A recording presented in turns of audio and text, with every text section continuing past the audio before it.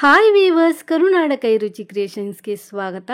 ನಾನಿವತ್ತು ಸಿಂಗಲ್ ಬಿನ್ಗೆ ಉಪಯೋಗಿಸ್ಕೊಂಡು ಹೊಸಬ್ರು ಸಹ ಈಸಿಯಾಗಿ ಮಾಡ್ಕೊಳ್ಳುವಂತಹ ಸೀರೆ ಅಲಂಕಾರನ ನಿಮ್ಮೊಟ್ಟಿಗೆ ಶೇರ್ ಮಾಡ್ಕೊಳ್ತಾ ಇದ್ದೀನಿ.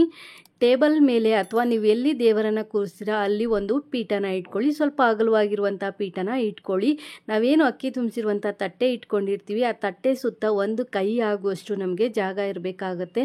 ಒಂದು ಹಿಡಿ, ನಾನು ಕೈ ತೋರಿಸ್ತಾ ಇದ್ದೀನ, ಆ ಹಿಡಿನಲ್ಲಿ ಒಂದು ಹಿಡಿ ಆಗುವಷ್ಟು ತಟ್ಟೆಯ ಸುತ್ತ ನಮಗೆ ಜಾಗ ಇರಬೇಕು. ಆ ರೀತಿ ಇರುವಂಥ ಒಂದು ಪೀಠ ಅಥವಾ ಮಣೆಯನ್ನು ನೀವು ಇಟ್ಕೋಬೇಕಾಗತ್ತೆ.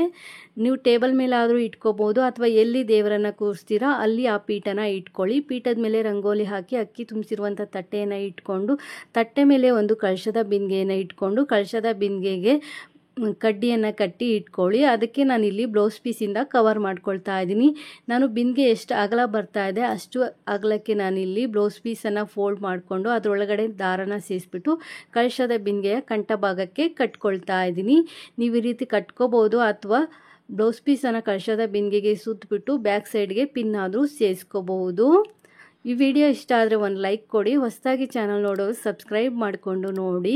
ಈಗ ಸೀರೆಯನ್ನು ಹೇಗೆ ಪ್ಲೀಟ್ಸ್ ಮಾಡೋದು ಅಂತ ನೋಡೋಣ.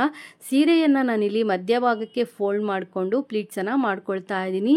4 ಬೆರಳು ಅಗಲ ಆಗುವಷ್ಟು ನಾವಿಲ್ಲಿ ಪ್ಲೀಟ್ಸನ್ನು ಮಾಡ್ಕೋಬೇಕು. 3ರಿಂದ 4 ಬೆರಳು ಅಗಲ ಆಗುವಷ್ಟು ಪ್ಲೀಟ್ಸನ್ನು ಮಾಡ್ಕೋಬೇಕಾಗತ್ತೆ. ಮುಕ್ಕಾಲು ಭಾಗ ಸೀರೆಯನ್ನು ಇದೇ ರೀತಿಯಾಗಿ ನಾವು ಪ್ಲೀಟ್ಸನ್ನು ಮಾಡ್ಕೋಬೇಕು. ನೀವು ಬ್ಲೌಸ್ ಪೀಸನ್ನು ಕಟ್ ಮಾಡಲ್ಲ ಅಂದರೆ ಹಾಗೇನೂ ಸಹ ಉಳಿಸ್ಕೊಂಡು ಅದನ್ನು ಸೇರಿಸಿ ನೀವು ಪ್ಲೀಟ್ಸನ್ನು ಮಾಡ್ಕೋಬಹುದು. ಕೆಲವು ಸೀರೆಯಲ್ಲಿ ಸ್ಟಾರ್ಟಿಂಗೇ ಬ್ಲೌಸ್ ಪೀಸ್ ಬರುತ್ತೆ, ಇನ್ನು ಕೆಲವು ಸೀರೆಯಲ್ಲಿ ಸೆರಗಾದ್ಮೇಲೆ ಬ್ಲೌಸ್ ಪೀಸು ಬರುತ್ತೆ.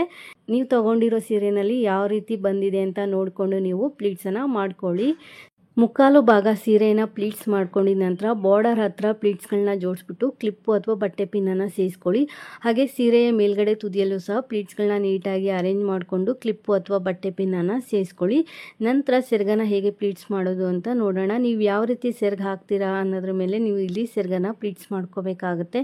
ನಾನಿಲ್ಲಿ ಮಧ್ಯಭಾಗಕ್ಕೆ ಸೀರೆಯನ್ನು ಫೋಲ್ಡ್ ಮಾಡಿಕೊಂಡು ಪ್ಲೀಟ್ಸ್ ಮಾಡ್ಕೊಳ್ತಾ ಇದ್ದೀನಿ. ಒಂದು 3 ಪ್ಲೀಟ್ಸನ್ನು ಮಾಡಿಕೊಂಡು ಸೆರಗಿನ ತುದಿಗೆ ಒಂದು ಕ್ಲಿಪ್ ಹಾಕ್ಕೊಂಡು ನಂತರ ಅದೇ ಪ್ಲೀಟ್ಸನ್ನು ನೀಟಾಗಿ ಅರೇಂಜ್ ಮಾಡಿಕೊಂಡು ಸ್ವಲ್ಪ ದೂರಕ್ಕೆ ಕ್ಲಿಪ್ಗಳನ್ನ ಸೇರಿಸ್ಕೊಳ್ತಾ ಇದ್ದೀನಿ. ಕ್ಲಿಪ್ಪು ಅಥವಾ ಬಟ್ಟೆ ಪಿನ್ನನ್ನು ನೀವಿಲ್ಲಿ ಸೇರಿಸ್ಕೊಳ್ಳಿ. 1 ಮಾರ ಆಗುವಷ್ಟು ಸೀರೆಯನ್ನು ನಾವು ಈ ರೀತಿ ಪ್ಲೀಟ್ಸನ್ನು ಮಾಡ್ಕೋಬೇಕು ಅಥವಾ ಒಂದು 3 ಮೊಳ ಆಗುವಷ್ಟು ಸೆರಗನ್ನು ನಾವು ಈ ರೀತಿಯಾಗಿ ಪ್ಲೀಟ್ಸನ್ನು ಮಾಡ್ಕೋಬೇಕಾಗತ್ತೆ.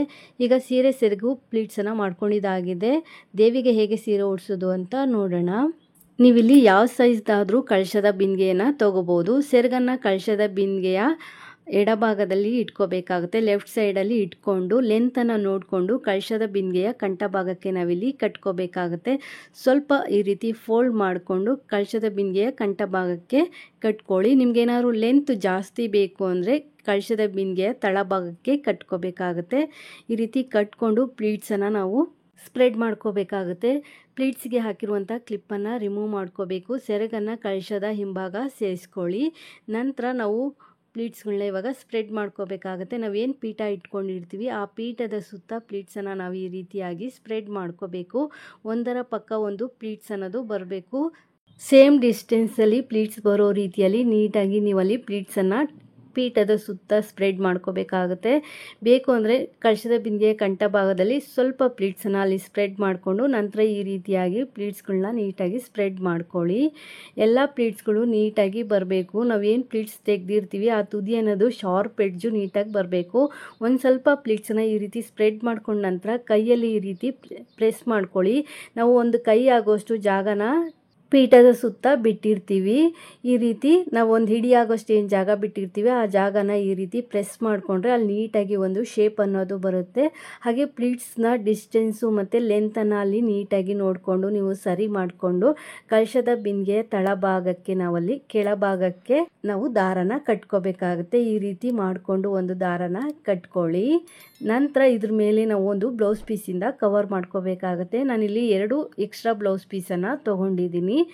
ನೀವು ಬೇಕಂದರೆ ಒಂದೇ ಬ್ಲೌಸ್ ಪೀಸನ್ನು ಯೂಸ್ ಮಾಡ್ಕೋಬಹುದು. ನೋಡಿ, ಈ ರೀತಿ ಬ್ಲೌಸ್ ಪೀಸಿಂದ ಕಳಶದ ಬಿಂದಿಗೆಯನ್ನು ನೀವಿಲ್ಲಿ ಕವರ್ ಮಾಡ್ಕೋಬೇಕಾಗತ್ತೆ. ಕವರ್ ಮಾಡಿಕೊಂಡು ಬ್ಯಾಕ್ ಸೈಡ್ಗೆ ಬಟ್ಟೆ ಪಿನ್ನನ್ನು ಸೇರಿಸ್ಕೊಳ್ಳಿ. ಮೇಲೆ ಮತ್ತು ಕೆಳಗಡೆ 2 ಸೈಡು ನೀವು ಬಟ್ಟೆ ಪಿನ್ನನ್ನು ಸೇರಿಸ್ಕೋಬೇಕಾಗತ್ತೆ. ಬೇಕಾದರೆ ಎಕ್ಸ್ಟ್ರಾ ಇರುವಂಥ ಬ್ಲೌಸ್ ಪೀಸಿನ ತುದಿಯನ್ನು ಕಡ್ಡಿಗಳಿಗೂ ಸಹ ನೀವಿಲ್ಲಿ ಕವರ್ ಮಾಡ್ಕೋಬೋದು. ನಂತರ ಸೆರಗನ್ನು ಹೇಗೆ ಹಾಕೋದು ಅಂತ ನೋಡೋಣ.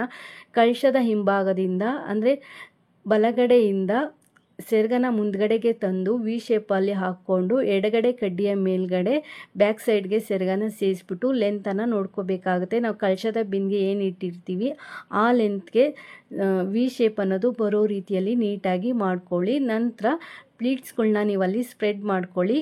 ಮಧ್ಯಭಾಗದಲ್ಲಿ 2 ಪ್ಲೀಟ್ಸನ್ನು ಸೇರಿಸಿ ಪಿನ್ನನ್ನು ಸೇರಿಸ್ಬೋದು ಅಥವಾ ಹಾಗೆ ಆದರೂ ಬಿಡ್ಬೋದು. ನಾವು ಬ್ಲೌಸ್ ಪೀಸಿಂದ ಕವರ್ ಮಾಡಿರೋದ್ರಿಂದ ಒಂದ್ಸಲಿ ಪ್ಲೀಟ್ಸನ್ನು ನೀಟಾಗಿ ಸ್ಪ್ರೆಡ್ ಮಾಡ್ಕೊಂಡ ನಂತರ ದೇವಿಯ ಸೊಂಟಕ್ಕೆ ಒಂದು ದಾರನ ಕಟ್ಕೊಳ್ಳಿ.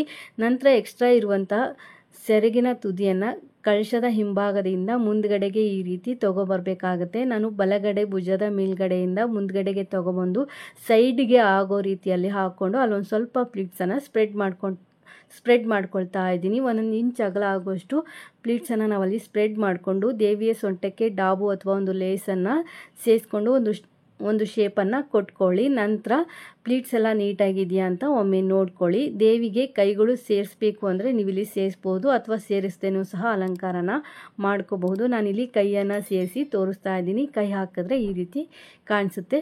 ದೇವರಿಗೆ ಅಂತ ಇಟ್ಕೊಂಡಿರುವಂಥ ಒಡವೆಗಳಿಂದ ದೇವರನ್ನು ಅಲಂಕರಿಸಿ ಜಡೆಬಿಲ್ಲೆ ಇದ್ದರೆ ದೇವರಿಗೆ ಜಡೆಬಿಲ್ಲೆಯನ್ನು ಸಹ ನೀವಿಲ್ಲಿ ಸೇರಿಸ್ಬೋದು. ಕಳಶದ ಬಿಂದಿಗೆಗೆ ನಿಮ್ಮ ಪದ್ಧತಿಯ ಪ್ರಕಾರ ನೀರು ಅಥವಾ ಅಕ್ಕಿಯನ್ನು ಹಾಕಿ ಮಾವಿನೆಲೆ ವೀಳ್ಯದೆಲೆ ಇಟ್ಟು ತೆಂಗಿನಕಾಯಿ ಇಟ್ಟು ದೇವಿಗೆ ಮುಖಪದ್ಮವನ್ನು ಹಾಕಿ ಹೂಗಳಿಂದ ದೇವಿಯನ್ನು ಅಲಂಕರಿಸಿ ಭಕ್ತಿ ಶ್ರದ್ಧೆ ನಿಷ್ಠೆಯಿಂದ ದೇವಿಯನ್ನು ಆರಾಧಿಸಿ ಪೂರ್ತಿಯಾದ ಅಲಂಕಾರ ಆದ ನಂತರ ದೇವಿಯನ್ನು ನೀವಿಲ್ಲಿ ನೋಡ್ಬೋದು. ದೇವಿ ಎಷ್ಟು ಚೆನ್ನಾಗಿ ಕಾಣಿಸ್ತಾ ಇದ್ದಾರೆ ಅಂತ ಹೇಳಿ. ವಿಡಿಯೋ ಇಷ್ಟ ಆದರೆ ಒಂದು ಲೈಕ್ ಕೊಡಿ. ಹೊಸದಾಗಿ ಚಾನಲ್ ನೋಡೋರು ಸಬ್ಸ್ಕ್ರೈಬ್ ಮಾಡ್ಕೊಂಡು ನೋಡಿ. Thanks for watching this video.